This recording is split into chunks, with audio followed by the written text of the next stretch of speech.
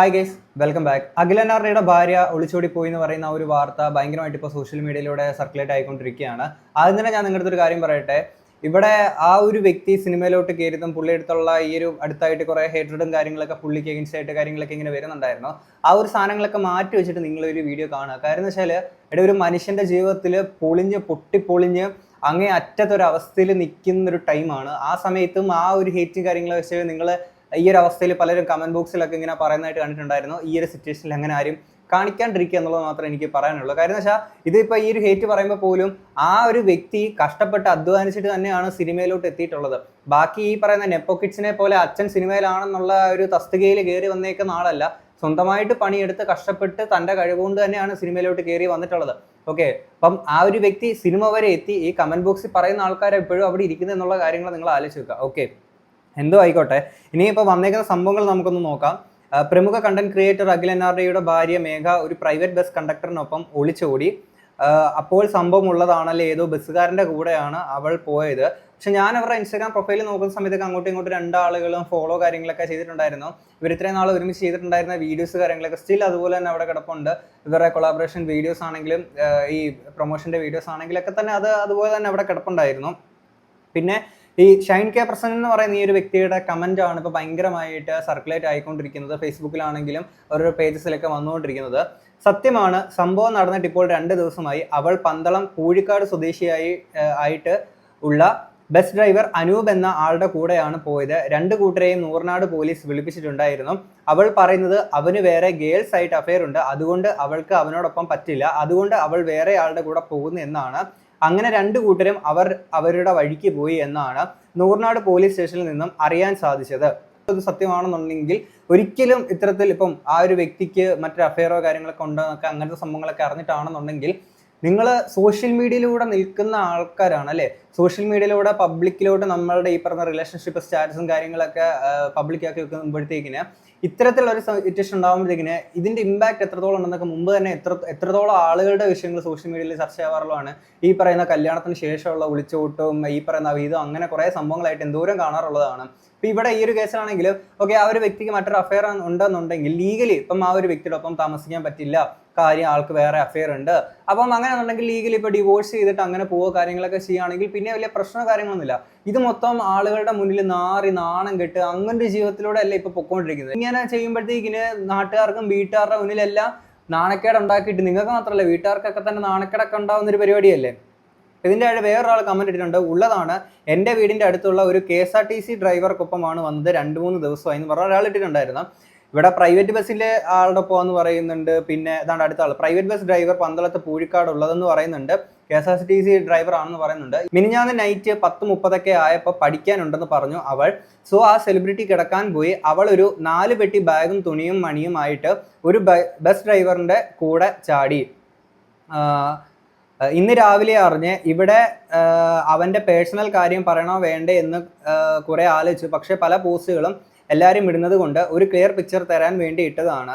ഇതിലും ട്വിസ്റ്റ് ചെറുക്കനെ കണ്ടാൽ എന്ത് ഡാഷി കണ്ടിട്ടാണ് എന്ന് തോന്നിപ്പോകും. ഈ കേട്ട വാർത്തയൊക്കെ സത്യമാണെന്ന് പറഞ്ഞുകൊണ്ട് മാക്സൂരി എന്ന് പറയുന്ന ചാനലിനകത്തോട് ഒരു വീഡിയോ വന്നിട്ടുണ്ടായിരുന്നു. അതിനകത്ത് പറയുന്ന കാര്യം കൂടെ നമുക്കൊന്ന് കേൾക്കാം. നിങ്ങൾ കേട്ടത് ശരിയാണ്. അഖിലനാറിയുടെ ഭാര്യ പുള്ളിക്കാരനെ ഉപേക്ഷിച്ചിട്ട് ഒരു ബസ്സിൽ കിളിയോടൊപ്പം ഒളിച്ചോടി പോയി. കുറച്ച് ദിവസങ്ങളായി പോയിട്ട്. ഓക്കെ, അപ്പോൾ ഇങ്ങനൊരു വീഡിയോ ഒരിക്കലും ചെയ്യണമെന്ന് ഞാൻ ആഗ്രഹിച്ചതല്ല. പക്ഷേ ഒരുപാട് ആളുകൾക്ക് സംശയവും കാര്യങ്ങളും ഡൗട്ടും ഒക്കെ ഉണ്ട്. ഇത് സത്യമാണോ എന്ന്.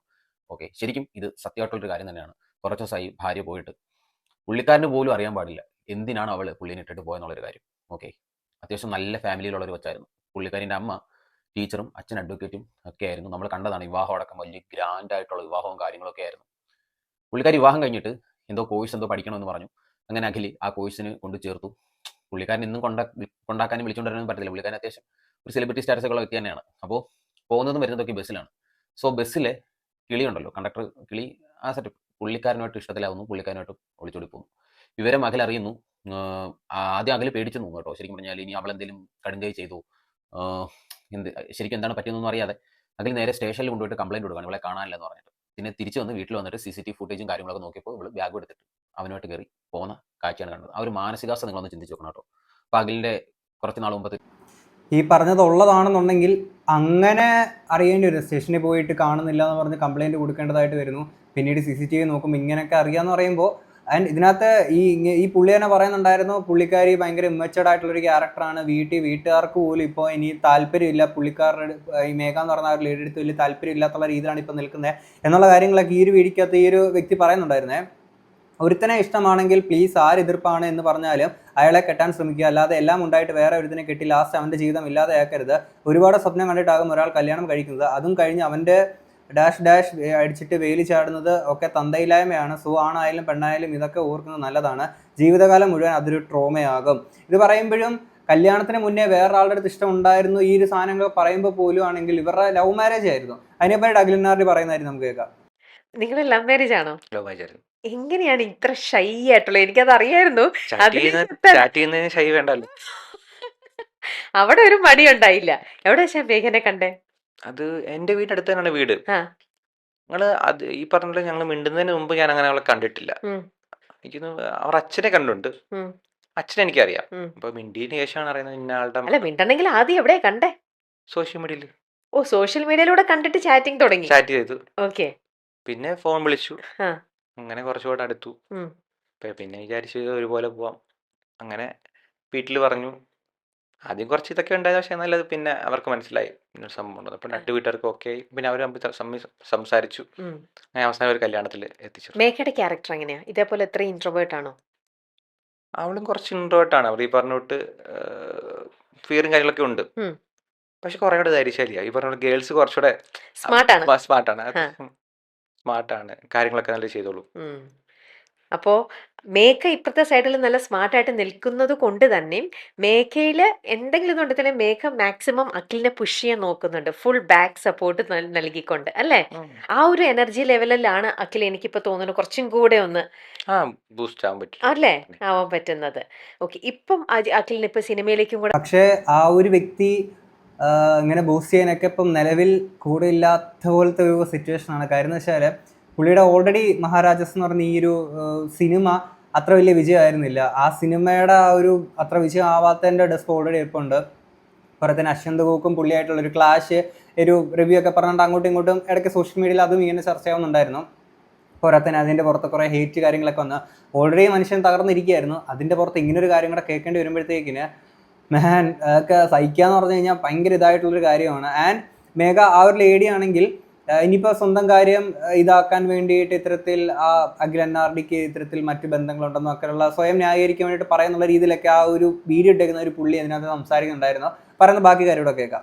പ്രണയവിവാഹമായിരുന്നു. ആദ്യമേ വീട്ടുകാരൊക്കെ അങ്ങോട്ടും ഇങ്ങോട്ടും എതിർപ്പും കാര്യങ്ങളൊക്കെ ആയിരുന്നു. പിന്നെ അത് അക്സെപ്റ്റ് ചെയ്ത് വിവാഹം നടത്തി കൊടുത്തു. വലിയ ഗ്രാൻഡ് വിവാഹം തന്നെയായിരുന്നു. നമ്മൾ എല്ലാവരും കണ്ടതാണ്. അന്ന് സോഷ്യൽ മീഡിയ ഫുള്ള് ട്രെൻഡിങ്ങിലായിരുന്നു അഖിലിൻ്റെ വിവാഹം.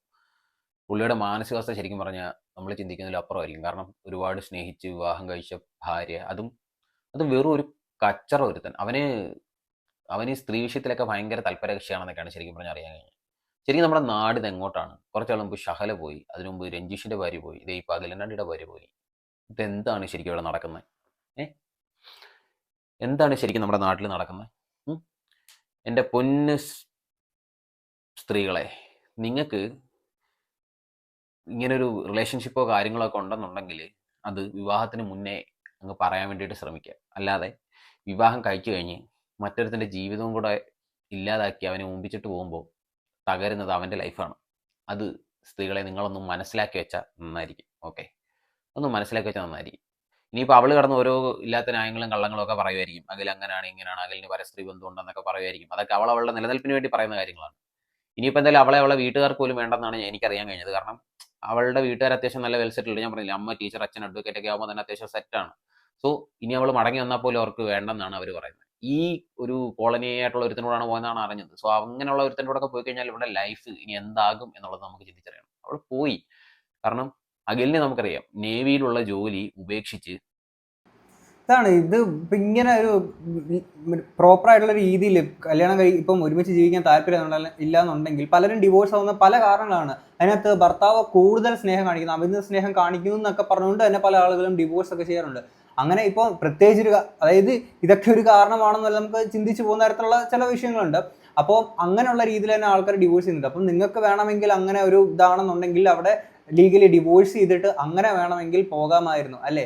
ഞാൻ ആലോചിക്കുന്ന ആ പോയേക്കുന്ന ഏതാ ഒരു വ്യക്തിയുടെ കൂടെ ആണോ ആ ഒരു വ്യക്തിയുടെ ആരാണ് ഞാൻ ഇങ്ങനെ ആലോചിക്കുന്നത്. കാര്യം മറ്റൊരാളുമായിട്ട് ഭാര്യ ഭർത്തൃ ബന്ധത്തിൽ ഇരിക്കെ തന്നെ ആ ഒരു വ്യക്തിക്ക് മറ്റൊരു ബന്ധമുണ്ടോ ഇല്ലയോ വാട്ട് എവർ, അപ്പം പ്രോപ്പറായിട്ട് ഇപ്പോൾ ഒരു അത്യാവശ്യം മെച്യൂരിറ്റി ഉള്ള ഒരാളാണെങ്കിൽ എന്താ വിചാരിക്കും, കുറച്ച് വിവരം ബോധമുള്ള ഒരാൾ എന്താ ചെയ്യുക, നേരെ നാട്ടുകാരുടെയും വീട്ടുകാരുടെ മുന്നിലേക്ക് ഇത് നാണക്കേടാവും ഇതൊക്കെയാവും. അപ്പോൾ പിന്നെ നമുക്ക് പ്രോപ്പറായിട്ട് ഡിവോഴ്സ് ഒക്കെ ചെയ്തതിന് ശേഷം നമുക്ക് ആ രീതിയിൽ പോകാം എന്നുള്ള രീതിയിലൊക്കെ അല്ലേ ചെയ്യേണ്ടത്. ഇതിപ്പോൾ ഞാൻ പലപ്പോഴും വീഡിയോസിനകത്ത് പറയുന്ന കാര്യമാണ്, നമ്മുടെ സോഷ്യൽ മീഡിയയിൽ നമ്മുടെ പ്രൈവറ്റ് ലൈഫ് എന്ന് പറയുന്നത് ഭയങ്കര പ്രേഷ്യസ് ആയിട്ടുള്ളൊരു കാര്യമാണ്, വളരെ ഇമ്പോർട്ടൻ്റ് ആയിട്ടുള്ളൊരു കാര്യമാണ്, നമ്മൾ അത്രത്തോളം കാത്ത് സൂക്ഷിക്കേണ്ട ഒരു കാര്യമാണ്. നമ്മുടെ കയ്യിൽ നിന്ന് നഷ്ടപ്പെട്ട് കഴിഞ്ഞാൽ ഒരു രീതിയിൽ നമുക്കത് തിരിച്ചു പിടിക്കാൻ പറ്റത്തില്ല. മെയിനായിട്ടും ഈ ഫാമിലി ബ്ലോഗേഴ്സ്, ലൈഫ് സ്റ്റൈൽ ബ്ലോഗേഴ്സിൻ്റെ ഒക്കെ കാര്യത്തിലാണ് പലപ്പോഴും ഇത്തരത്തിലുള്ള കാര്യങ്ങൾ സംഭവിക്കാറുള്ളത്.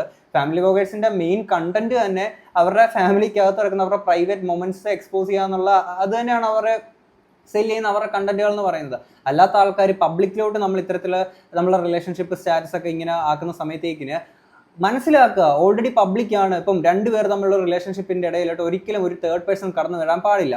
അപ്പം കാര്യം ആ രണ്ടാളുകളെ അവർക്ക് രണ്ടുപേർക്കും മാത്രമേ അറിയുകയുള്ളൂ. ആ രണ്ടാളുകളെ മൂന്നാമതൊരാൾക്ക് അവർ പരസ്പരം മനസ്സിലാക്കുന്ന രീതിയിൽ മനസ്സിലാക്കാൻ പറ്റത്തില്ല. ഇവിടെ പബ്ലിക്കായിട്ട് നമ്മളുടെ ഈ ഒരു റിലേഷൻഷിപ്പ് സ്റ്റാറ്റസ് ഒക്കെ എക്സ്പോസ് ചെയ്യുന്ന സമയത്തേക്കിന് നമ്മൾ ഒരു കൂട്ടം ആളുകളിൽ ഇന്ന് വരെ നമ്മൾ കണ്ടിട്ടില്ലാത്ത കേട്ടിട്ടില്ലാത്ത ആളുകൾക്കിടയിലോട്ട് നമ്മളുടെ പ്രൈവറ്റ് മൊമെന്റ്സ് അല്ലെങ്കിൽ നമ്മുടെ റിലേഷൻഷിപ്പ് സ്റ്റാറ്റസ് ഒക്കെ ആൾക്കാരിലോട്ട് എത്തിക്കുകയാണ്. അങ്ങനെ ചോദിക്കുക ഇവർ രണ്ട് റിലേഷൻഷിപ്പാണ് എന്ന് പറഞ്ഞുകൊണ്ട് ആ ആളുകൾക്കിടയിലോട്ട് ഇപ്പം നിങ്ങൾ ഇങ്ങനെ ഒരു കാര്യം ചെയ്തപ്പം എന്തോരം ആൾക്ക് നിങ്ങളെ അറിയാത്ത ആൾക്കാരൊക്കെ തന്നെ വന്നിട്ടാണ് എന്തോരം കാര്യങ്ങളൊക്കെ പറയുന്നത് അല്ലേ. ഇത് പറയുമ്പോഴും പുള്ളിക്ക് ഒരുപാട് ഈ പറയുന്ന തൻ്റെ മനസ്സ് തുറക്കുന്നത് തൻ്റെ അടുത്ത് തന്നെയാണ്. എന്തെങ്കിലും പ്രശ്നങ്ങളോ വിഷമങ്ങളൊക്കെ ഉണ്ടെന്നുണ്ടെങ്കിൽ അല്ലെങ്കിൽ മേഘ എന്ന് പറയുന്നത് തൻ്റെ ആ ഒരു ഭാര്യയുടെ അടുത്തായിരുന്നു എന്നുള്ള കാര്യങ്ങളൊക്കെ പുള്ളി പറയുന്നുണ്ടായിരുന്നു. ഈ ഒരു സ്റ്റേജ് ഫിയറും ഈ പറയുന്ന ഈ മൂവിയുടെ പ്രൊമോഷന്റെ ഭാഗമൊക്കെ ആയിട്ടാണ് ഓരോ സ്റ്റേജുകളിലൊക്കെ പോയിട്ടുണ്ടായിരുന്നല്ലോ. അപ്പൊ അന്നേരത്തെ കാര്യം പറയുന്നതാണ്, നമുക്ക് അതൊന്ന് കേൾക്കാം. ചിന്താഗതിയായി ആരോടാ മനസ്സ് തുറക്കാറ്? ഞാൻ എന്നോട് തന്നെ മനസ്സ് തുറക്കാറില്ല അങ്ങനെ കൂടുതലായിട്ട്. ഇപ്പോൾ എൻ്റെ വൈഫിൻ്റെ അടുത്ത് കാര്യങ്ങൾ തുറന്നു പറയും. അല്ലാതെ വീട്ടിൽ അമ്മ അച്ഛനും ഈ ഇടയ്ക്ക് ഇതൊക്കെ പറഞ്ഞു, അമ്മ എനിക്ക് ഇതുപോലെ ഇങ്ങനെ പ്രശ്നങ്ങളൊക്കെ ഉണ്ട്, എനിക്ക് അങ്ങനെ മറച്ചു വെക്കാൻ പറ്റത്തില്ല. ഇതുപോലെ ഞാൻ അച്ഛനടുത്ത് പറയും, ഇന്നലെ വിളിച്ചപ്പോഴും പറയാം അച്ഛാ ഇതുപോലെ എനിക്ക് ഇതുപോലെ വേറെ നിൽക്കാൻ പറ്റത്തില്ല. അതുകൊണ്ട് ഞാൻ അച്ഛൻ പറയട്ടെ നല്ല സ്റ്റേജിലൊക്കെ കയറുമ്പോൾ നല്ല ഇതുകൊണ്ട് അച്ഛൻ എനിക്ക് പറ്റത്തില്ല, എനിക്ക് ഇങ്ങനെ പറ്റത്തുള്ളൂ. അപ്പോൾ ആ രീതി നിൽക്കുവാണെങ്കിൽ എനിക്ക് പ്രശ്നമില്ല, ഞാൻ കുറച്ചുകൂടെ ടെൻസ്ഡ് ആവും. അപ്പോൾ ഈ പറഞ്ഞ പോലെ ഞാനായിട്ട് ഇന്ന് ഈ പറഞ്ഞ പ്രോഗ്രാംസിലൊക്കെ കുറേ ഇരുന്നപ്പോൾ എനിക്ക് വലിയ പ്രശ്നമില്ല, കൂളാണ്. എനിക്ക് ഞാൻ ഉദ്ദേശിച്ച ഒരു കൂൾ, എനിക്കൊരു സാറ്റിസ്ഫാക്ഷൻ ഉണ്ടല്ലോ സംസാരിക്കുന്ന ഇതിലൊക്കെ. എല്ലാം താൻ തൻ്റെ അടുത്ത് തന്നെയാണ് മനസ്സ് തുറക്കുന്നത്. പിന്നെയും ചെയ്തിട്ടുന്നത് മേഘ എന്ന് പറഞ്ഞ തൻ്റെ ഭാര്യയുടെ അടുത്തായിരുന്നു. ഇനി ആ ഒരു വ്യക്തി ആരുടെ അടുത്താണ് പോയി മനസ്സ് തുറക്കുക, അല്ലെങ്കിൽ ഇനി പുള്ളിയുടെ അവസ്ഥ ഒന്ന് ആലോചിച്ച് നോക്കും. ഇങ്ങനൊരു സിറ്റുവേഷൻ ഉണ്ടായിട്ട് ഇത് ഇപ്പോൾ സാധാരണ ഒരു നോർമൽ ഒരു വ്യക്തിയുടെ പ്രൈവറ്റ് ലൈഫ് എക്സ്പോസ് ചെയ്യാത്ത, ഐ മീൻ ഈ ഒരു റിലേഷൻഷിപ്പ് സ്റ്റാറ്റസ് ഒന്നും പബ്ലിക്കോട്ട് എത്തിക്കാത്ത ആൾക്കാരെ സംബന്ധിച്ചിടത്തോളം ആണെങ്കിൽ അവരുടെ സർക്കിൾ, അവരെ അറിയുന്ന കുറച്ച് ആളുകൾക്കിടയിൽ മാത്രം നിൽക്കുന്ന കാര്യം. ഇത് എല്ലാ ആളുകളും എത്രത്തോളം ആളുകളാണ്, ലക്ഷക്കണക്കിന് ആളുകൾ ഇവരെ ഫോളോ ചെയ്യുന്ന കാര്യങ്ങളൊക്കെ തന്നെയാണ്. ഇപ്പോൾ ഈ പ്രശ്നം കാട്ടുതീ പോലെ പടർന്ന് പന്തലിച്ച് അറിയാത്ത ആൾക്കാരൊക്കെ എടുത്തോട്ട് ഈ ഒരു വിഷയങ്ങൾ എത്തുകയാണ്. ഇനി പുള്ളി അടുത്ത ദിവസങ്ങളിൽ പുള്ളിയുടെ മെയിൻ സോഴ്സ് ഓഫ് ഇൻകം എന്ന് പറയുന്നത് യൂട്യൂബാണ്, ഇൻസ്റ്റഗ്രാമാണ്, ഈ ഒരു കണ്ടന്റ് ക്രിയേഷൻ ഒക്കെ തന്നെയാണ്. അപ്പോൾ അങ്ങനെയുള്ളപ്പോൾ ഇനി അടുത്ത വീഡിയോസ് ഒക്കെ ചെയ്യുന്ന സമയത്തേക്കിന് ഇത്രയും ആളുകളുടെ മുന്നിൽ എൻ്റെ ജീവിതത്തിൽ ഇങ്ങനെ ഒരു കാര്യം സംഭവിച്ചെന്നുള്ള ആ ഒരു ഇൻസെക്യൂരിറ്റി കാര്യങ്ങൾ വെച്ചിട്ട് പുള്ളിയുടെ ലൈഫ് സത്യം പറഞ്ഞു കഴിഞ്ഞാൽ ഒരുമാതിരി പൊട്ടിയ ചില്ല് ഗ്ലാസ് പോലെയാണ്. കാര്യം നമ്മളെ എത്രയൊക്കെ കൂട്ടി യോജിപ്പിക്കാൻ ശ്രമിച്ചെന്ന് പറഞ്ഞാലും അത് ഭയങ്കര പ്രയാസമാണ് അല്ലേ. ഇനി ബാക്കി പറയുന്നതോ കേൾക്കാം. ഒന്ന് ഡെസ്പായിട്ടിരിക്കണം എന്നൊക്കെ തോന്നുകയാണെങ്കിൽ എങ്ങനെയാ അതിനെ ഒന്ന്, കാരണം യാത്ര അധികം ചെയ്യാറുമില്ല എന്ന് പറഞ്ഞു. അപ്പൊ എങ്ങനെയാണ് അതിനെ ഒന്ന് ഓവർകം ചെയ്യുന്നത്? എന്ത് ചെയ്യും? ഞാൻ ഈ ഇടയ്ക്ക് ചെയ്യുന്നത് ഞാൻ പോയി സിനിമയും കാണും. സിനിമ കണ്ട് 2 മണിക്കൂറുണ്ട് ഏതെങ്കിലും നല്ല സിനിമ കാണും. കണ്ടു കഴിയുമ്പോൾ പിന്നെ മൈൻഡ് കൂളാവും. ഓക്കെ. ഇപ്പൊ സിനിമയാണ് ഏകദേശം ഒരു ഹോബി ആയിട്ട് കാണുന്നത്. ഇപ്പം ആ. കാരണം ഈ ഒരു ആഗ്രഹം പുള്ളിയുടെ വന്നതിന് ലൈഫിൽ ഇനി ശേഷം സിനിമ എന്ന് പറയുന്ന സാധനം സിനിമയിലൂടെ ഭയങ്കര എനിക്കൊരു വലിയൊരു റിലീഫ് ട്രോമയായിട്ട് കിട്ടുന്നുണ്ട്. മാറിയേക്കാം ചിലപ്പോൾ. കാര്യമായിട്ടൊന്നുമല്ല, പുള്ളിയുടെ ലൈഫിൽ ഇങ്ങനെ താൻ കഷ്ടപ്പെട്ട് ഇപ്പം ഈ ഒരു സിനിമയിലോട്ട് എത്തി. തൻ്റെ ഫസ്റ്റ് മൂവിയാണ് ഈ മഹാരാജ് എന്ന് പറയുന്നത്. അതിനുശേഷം പുള്ളി അഭിനയിച്ചിരിക്കുന്ന സിനിമയായിരുന്നു ഇത്തരത്തിൽ ആ ഒരു ആശകളായിരുന്നു പറയുന്ന ഒരു സിനിമ. പക്ഷേ ഫസ്റ്റ് റിലീസായത് ആശകളായിരം ആയിരുന്നു. അതിനുശേഷമാണ് മഹാരാജാസ് ഈ ഒരു മൂവി റിലീസായിട്ടുണ്ടായിരുന്നത്. ആ ഒരു മൂവിക്കകത്ത് ഇത്തരത്തിൽ ആ ഡയറക്ടർ എന്താണോ ആവശ്യപ്പെട്ടത് അത് തന്നെയാണ് പുള്ളി അവിടെ കൊടുത്തത്. അതിൽ കൂടുതലോ കുറവോ ഒന്നും ചെയ്തിട്ടില്ല. ഡയറക്ടർ ആവശ്യപ്പെട്ടതേ കൊടുത്തിട്ടുള്ളതെന്നൊക്കെ പുള്ളി പറയുന്നുണ്ടായിരുന്നു. അപ്പോഴും അതിൻ്റെ പഴി മൊത്തം കേൾക്കേണ്ടി വന്നത് പുള്ളിക്ക് തന്നെയാണ്. അതിൻ്റെ പുറത്താണെങ്കിൽ റിവ്യൂസ്, പിന്നെ സിനിമയുടെ റിവ്യൂസ് അന്ന് അത്ര നല്ലതായിരുന്നില്ല, സിനിമയുടെ റെസ്പോൺസ് അത്ര നല്ലതായിരുന്നില്ല, ആൾക്കാരുടെ ഹേറ്റ്, അങ്ങനെ മൊത്തത്തിൽ സിനിമ അത്രത്തോളം വിജയമാവാത്തതിൻ്റെ ഡെസ്കും കാര്യങ്ങളൊക്കെ തളർന്നിരിക്കുന്നതിൻ്റെ പുറത്താണ് തൻ്റെ ഭാര്യയും കൂടെ ഇത്തരത്തിലൊരു കാര്യം ചെയ്തത്. എൻ്റെ മക്കളെ, ഒരു മനുഷ്യൻ്റെ ജീവിതത്തിൽ എത്രത്തോളം തകർന്നിരിക്കാൻ പറ്റുന്നൊരു സിറ്റുവേഷൻ ആണോ അത് തന്നെയാണ് ഇപ്പോൾ പുള്ളിയുടെ ലൈഫിലൂടെ കടന്നു പോയിക്കൊണ്ടിരിക്കുന്നത്. അതിന് എനിക്ക് പറയാനുള്ള വേറൊരു കാര്യം എന്ന് വെച്ചാൽ ഈ FBയിലും ഒക്കെ കിടന്നിട്ട് ഒരുമാതിരി വൾഗർ കമൻസ് ഇടുന്ന കുറച്ച് ടീംസിനെ കണ്ടിട്ടുണ്ടായിരുന്നു. അതായത് പുള്ളിയുടെ വീഡിയോസിനകത്ത് എപ്പോഴും പുള്ളി ഒരു ക്യാരക്ടർ പലപ്പോഴും ഈ പൊട്ടനെ പോലുള്ള അങ്ങനത്തെ ചില ക്യാരക്ടറൊക്കെ പുള്ളി ചെയ്യാറുണ്ടല്ലോ. ഇവിടെ എന്ന് കരുതിയിട്ട് റിയൽ ലൈഫിൽ എല്ലാവരും അങ്ങനെ ആവണമെന്നില്ല. റിയൽ വേഴ്സസ് റിയാലിറ്റി എന്ന് പറയുന്നൊരു സാധനമുണ്ട്. ഇത് വെച്ചിട്ട് ഭയങ്കര വൾഗാരിറ്റിയിൽ ഇട്ടേക്കുന്ന കുറച്ച് കമൻറ്റ് നമുക്ക് ഇവിടെ നിന്ന് വെക്കാൻ പറ്റില്ല. അതുപോലത്തെ നല്ല സൂപ്പർ കമൻറ്റ്സ് കുറച്ച് ആൾക്കാർ ഇട്ടിട്ടുണ്ട്. പ്ലീസ് ഈ ഒരു സിറ്റുവേഷനെ ഒക്കെ ഒന്ന് ജസ്റ്റ് ഒന്ന് മനസ്സിലാക്കുക എന്നുള്ളത് മാത്രമേ ഉള്ളൂ. എന്താണെങ്കിലും ഇത്രയും കേട്ട് നിങ്ങൾക്ക് എന്താ തോന്നുന്നുള്ളത് തീർച്ചയായിട്ടും കമന്റ് ബോക്സിൽ പറയാം. നമുക്ക് അടുത്തൊരു വീഡിയോ കാണാം. അപ്പോൾ ശരി, ബൈ.